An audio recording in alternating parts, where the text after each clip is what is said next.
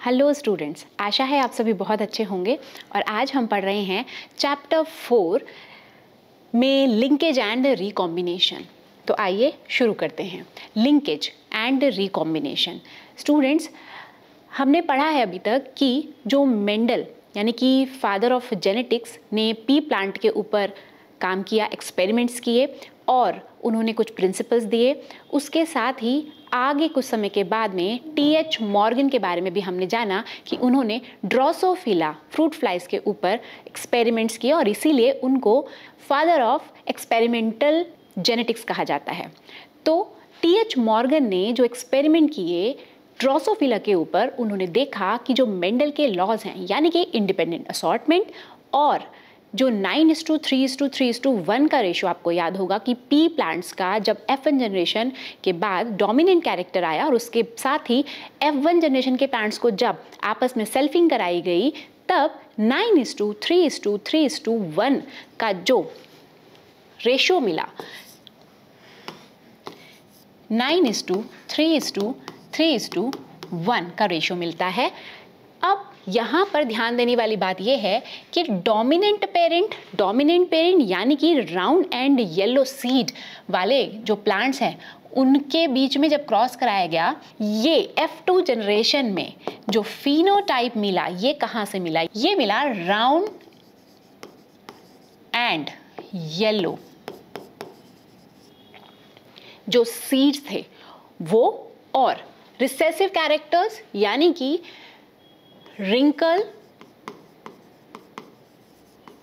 And green seeds को आपस में क्रॉस कराए जाने पर F1 जनरेशन मिली।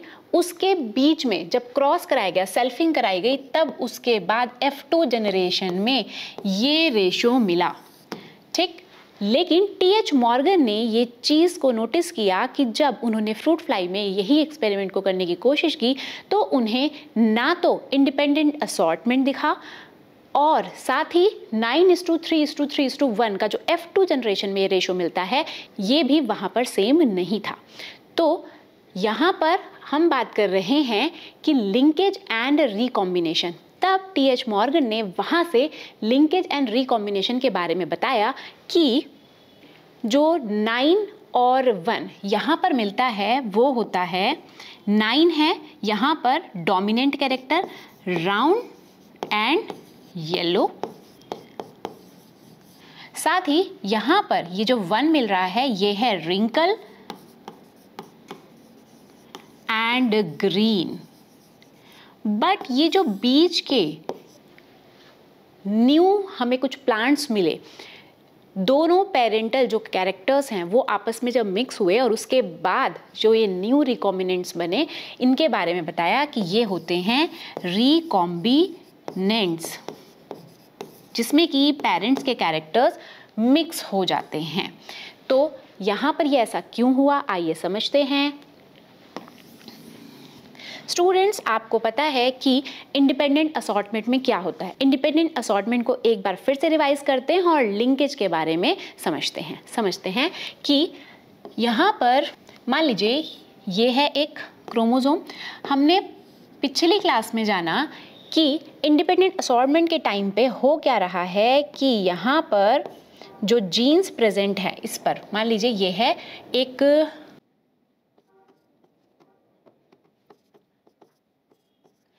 यहाँ पर ये है capital A dominant, capital B dominant, small a recessive, small b recessive. तो हमने पढ़ा कि हो क्या सकता है, दो पॉसिबिलिटीज हो सकती हैं कि जिस समय पर ये सॉर्ट होंगे, आगे गैमीट फॉर्म करेगा, तो उस समय पर ये जो है ये इसके साथ भी जा सकता है, कैपिटल A कैपिटल B के साथ। साथ ही पॉसिबिलिटी हमने ये भी जानी कि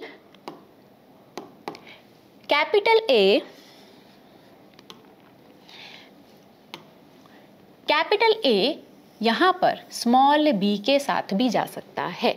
small a capital B, capital A small b, ये भी पॉसिबिलिटी हो सकती है। तो हमने दो पॉसिबिलिटीज पढ़ी थी, तो यानी कि इंडिपेंडेंटली असॉर्ट हो सकते हैं। यहाँ पर जब गैमीट फॉर्मेशन होगा उस समय पर यहाँ पर जीन्स की बात की गई थी। तो यहाँ पर अगर कुछ ऐसा हो कि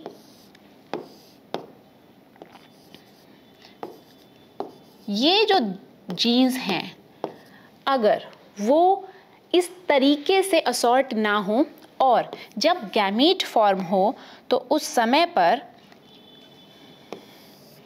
ये हमेशा ही कुछ इस ही तरीके से साथ साथ आ जाएं, यानी कि जो जीन्स हैं वो इंडिपेंडेंटली कहीं कहीं नहीं जा रहे हैं। ऐसे जीन्स जो कि एक क्रोमोसोम पे प्रेजेंट होने की वजह से उसी क्रोमोसोम के साथ आगे बढ़ रहे हैं, जीन्स आपस में इंडिपेंडेंटली असॉर्ट नहीं हो रहे हैं, तब ये टर्म आती है लिंकेज। लिंकेज मीन्स ये जीन्स जो हैं आपस में लिंक है, यानी कि फिजिकली आपस में इस तरीके से जुड़े हुए हैं, लिंक्ड हैं, सो दैट ये अपने हिसाब से इंडिपेंडेंटली असॉर्ट नहीं हो पाते, और इसी प्रोसेस को कहा जाता है लिंकेज। और ये जो लिंकेज है ये डिपेंड करता है डिस्टेंस के ऊपर, क्रोमोसोम्स के ऊपर जीन्स होते हैं, आपको पता है। तो जीन्स जो ये अलग अलग कैरेक्टर्स के जीन्स हैं, ये जीन्स की दूरी जो है आपस में ये डिपेंड करती है कि वो जीन्स लिंक्ड रहेंगे, साथ साथ रहेंगे या फिर नहीं। अगर जीन्स जो हैं वो बहुत पास पास हैं तो वो कंप्लीटली लिंक्ड जीन्स होते हैं, और अगर जीन्स के बीच में जो डिस्टेंस है वो ज़्यादा है तब ये इनकम्प्लीट लिंकेज होती है।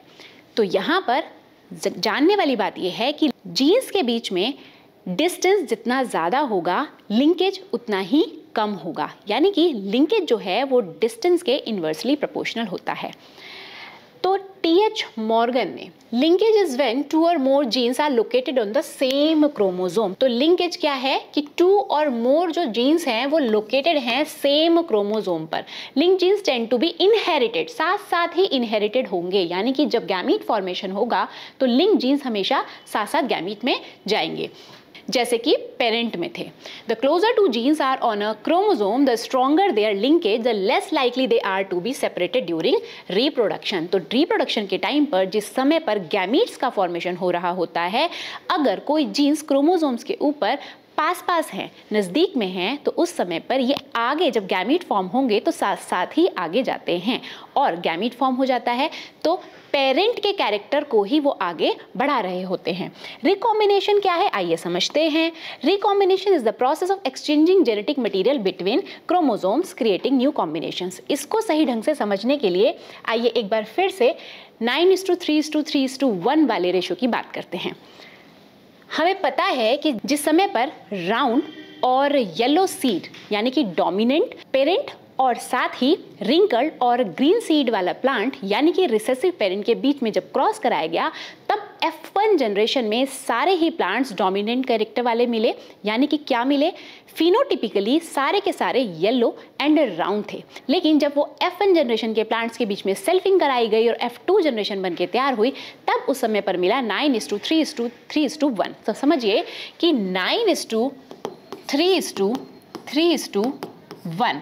तो यहाँ पर फिनोटिपिकली ये सारे के सारे प्लांट क्या, ये हैं डोमिनेंट, यानी कि सारे हैं येलो एंड राउंड। यहाँ पर 1 की अगर बात करें तो ये है रिंकल्ड एंड ग्रीन। लेकिन बीच में ये जो 3 हैं 3:3, ये होते हैं ऐसे प्लांट जिसमें इस पेरेंट और इस पेरेंट यानी कि डोमिनेंट और रिसेसिव पेरेंट के कैरेक्टर्स मिक्स होते हैं। तब ये जो है ये कहलाते हैं रिकॉम्बिनेंट्स, ये हमने अभी बात की। तो अब आप इसको अच्छे से समझ पाएंगे कि जब एक्सचेंज ऑफ जीन्स हो जाता है कोई 2 क्रोमोसोम्स के बीच में, तब उस समय पर रिकॉम्बिनेंट्स फॉर्म होते हैं। समझते हैं कि मान लीजिए यहाँ पर A और B, यहाँ पर A और B जीन्स प्रेजेंट है, ये 2 कोई होमोलोगस क्रोमोसोम्स हैं। तो जिस समय पर मियोसिस की प्रोसेस होगी, गैमीट फॉर्मेशन होगा, उस समय पर होगा क्या कि ये जो है ये इस तरफ और ये इस तरफ जाएगा। तो जब यानी कि एक्सचेंज ऑफ जीन्स होगा आपस में 2 होमोलोगस क्रोमोसोम्स के बीच में, तो उस समय पर बनकर के तैयार होते हैं ऐसे वाले 2 chromosomes, capital A small b, small a capital B। तो यही है रिकॉम्बिनेशन जो कि क्रॉसिंग ओवर के टाइम पर हो जाती है, जिससे कि हमें मिलते हैं new recombinants. Thomas and Morgan studied sex linked genes in Drosophila melanogaster. Fruit fly इसका कॉमन नेम है। ही परफॉर्म डाई हाइब्रिड क्रॉसेस। तो जो मॉर्गन हैं उन्होंने परफॉर्म किए डाई हाइब्रिड क्रॉसेस। जो मॉर्गन थे उन्होंने परफॉर्म किए डाई हाइब्रिड क्रॉसेस, यानी कि कोई दो कैरेक्टर्स को उठा करके जब क्रॉस कराया जाए तो उसे कहा जाता है डाई हाइब्रिड क्रॉसेस। तो जो कि बिल्कुल उन्होंने किया मेंडल के पी प्लांट के क्रॉसेस की तरह ही। यहाँ पर उन्होंने दो कैरेक्टर्स कौन कौन से लिए ये जान लेते हैं।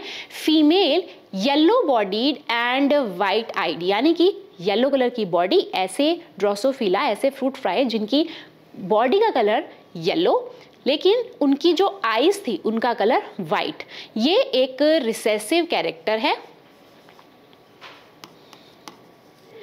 मेल ब्राउन बॉडी वाले लेकिन आईज उनकी रेड। These traits are X linked present on X chromosome only. तो जो ये कैरेक्टर्स हैं, ये दोनों ही कैरेक्टर वाले जो जीन्स हैं वो एक्स क्रोमोसोम्स पर ही प्रेजेंट होते हैं और इसी वजह से इनको एक्स लिंक्ड कहा जाता है। तो आइए जानते हैं कि कैसे इन्होंने ड्रोसोफिला के ऊपर ये डाई हाइब्रिड क्रॉस करवाए। समझते हैं। Cross A cross B NCERT में ये इस तरीके से दिया गया है। समझने वाली बात यहाँ पर ये है कि क्रॉस ए जो है वो बॉडी का कलर और आई इन दो कैरेक्टर्स को लेकर के कराया गया। यहाँ पर जो ये वाला क्रॉस है हम इसकी बात कर रहे हैं क्रॉस ए की। तो यहाँ पर फीमेल जो ली गई हैं वो हैं येलो कलर की बॉडी और उनकी आई का जो कलर है वो है वाइट। उसके साथ ही यहाँ पर मेल जो लिए गए हैं वो डोमिनेंट कैरेक्टर वाले, यहाँ लिखा गया है वाइल्ड टाइप, यानी कि brown body but red eyes. अब यहाँ पर आप ध्यान देंगे तो जो यहाँ पर ये लिखे गए हैं जीन्स, वो लिखने का तरीका कुछ ऐसा है कि जो रिसेसिव कैरेक्टर है उसी को यहाँ पर लिखा जाता है, यानी कि स्मॉल में। आप जानते हैं कि जिस समय पर मेंडल के जो क्रॉस हम पढ़ते हैं वहाँ पर हम कैपिटल टी, स्मॉल टी इस तरीके से ले रहे होते हैं, लेकिन यहाँ पर मॉर्गन ने कैपिटल और स्मॉल ना लेकर के किया क्या है कि सभी को स्मॉल से दिखाया है, लेकिन जो डोमिनेंट कैरेक्टर हैं उनके ऊपर एक प्लस का साइन लगा दिया है।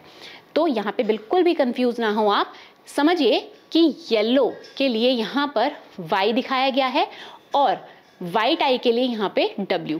तो ये एक्स लिंक जीन्स हैं। आप खुद समझिए कि फीमेल में यहाँ पर X और X प्रेजेंट हैं, दो सेक्स क्रोमोसोम्स यहाँ दिखाए गए हैं, साथ ही मेल के भी दो सेक्स क्रोमोसोम यहाँ पर दिखाए गए हैं। तो आपको पता है कि यहाँ पर X और ये वाला जो है ये है Y।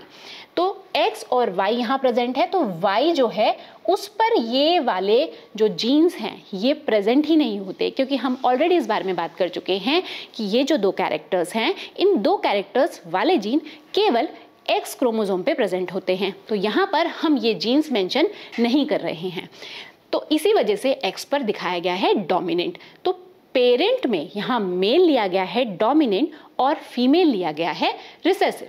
तो यहाँ पर जब इन दोनों के बीच में क्रॉस कराया जाएगा, समझिए कि गैमीट फॉर्मेशन बहुत ज़रूरी है। तो सबसे पहले समझ लेते हैं गैमीट्स।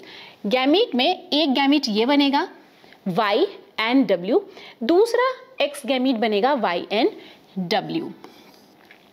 अब जब यहाँ पर मेल के गैमीट्स बनेंगे तो Y प्लस W प्लस एक गैमीट यहाँ पर X और दूसरा गैमीट बनेगा Y। तो ये दो गैमीट फीमेल, दो गैमीट मेल। अब इन दोनों के बीच में जिस समय पर क्रॉस कराया जाएगा तो F1 जनरेशन में क्या मिलता है आइए समझ लीजिए। F1 जनरेशन में यहाँ पर Y W, साथ ही ये वाला X क्रोमोसोम इसके साथ आएगा Y प्लस W प्लस। इसके अलावा यहाँ पे Y W और ये वाला Y क्रोमोसोम यहाँ आता है। तो ध्यान देने वाली बात ये है, इंटरेस्टिंग बात, कि आप देखेंगे कि यहाँ पे मेल जो पेरेंट था उसके पास डोमिनेंट कैरेक्टर थे, लेकिन यहाँ फीमेल में ये डोमिनेंट आ चुका है, लेकिन मेल जो है वो यहाँ पर अभी रिसेसिव हो चुका है। अब आपस में इनकी सेल्फिंग कराई जानी है, तो फिर से हमें गैमीट बनाने होंगे। एक बार फिर से समझते हैं। गैमीट बनाने के लिए एक गैमीट Y एंड W, दूसरा गैमीट है यहाँ पर ये XX Y plus W plus. इसके साथ ही यहाँ पर मेल का जो गैमीट है वो है X, Y एंड W, यानी कि ये जो X है यहाँ पर X क्रोमोसोम ये जाएगा एक गैमीट में और ये Y जो है ये जाएगा दूसरे गैमीट में। अब आपस में जब इनका क्रॉस कराया जाएगा उससे पहले यहाँ एक बात और ध्यान रखनी होगी। हमने अभी बात की कि 9:3:3:1 यानी कि रिकॉम्बिनेंट्स भी बन रहे होते हैं। तब यहाँ पर ध्यान दीजिए कि Y and W, Y plus W plus जब ये फीमेल गैमीट बनाएंगे तो उस समय पर यहाँ पर YW एक ये बनेगा, दूसरा Y प्लस W प्लस, फिर एक और YW प्लस और last gamete Y plus W। तो इस तरीके से 4 गैमीट्स यहाँ पर बनेंगे। अब ये गैमीट्स ये 2 गैमीट्स के साथ में जिस समय पर फ्यूज करें तो उस समय पर यहाँ पर मिलने वाले जो न्यू जनरेशन है F2 जनरेशन, उसमें पेरेंटल टाइप टोटल 98.7 रहता है और रिकॉम्बिनेंट 1.3% रहता है। तो हम यहाँ देख पा रहे हैं कि F2 जनरेशन में जो रेशो है वो पेरेंटल टाइप का ज़्यादा है, कितना 98.7% एंड रिकॉम्बिनेंट में 1.3%। यानी कि यहाँ पर बात की जा रही है रिकॉम्बिनेंट की, रिकॉम्बिनेशन हो रहा है, लेकिन यहाँ पर कुछ लिंक्ड जीन्स भी हैं जो कि साथ साथ में ही आगे आ रहे हैं। तो स्टूडेंट्स आज के लिए इतना ही, मिलेंगे अपनी नेक्स्ट क्लास में किसी नए टॉपिक के साथ, तब तक के लिए धन्यवाद।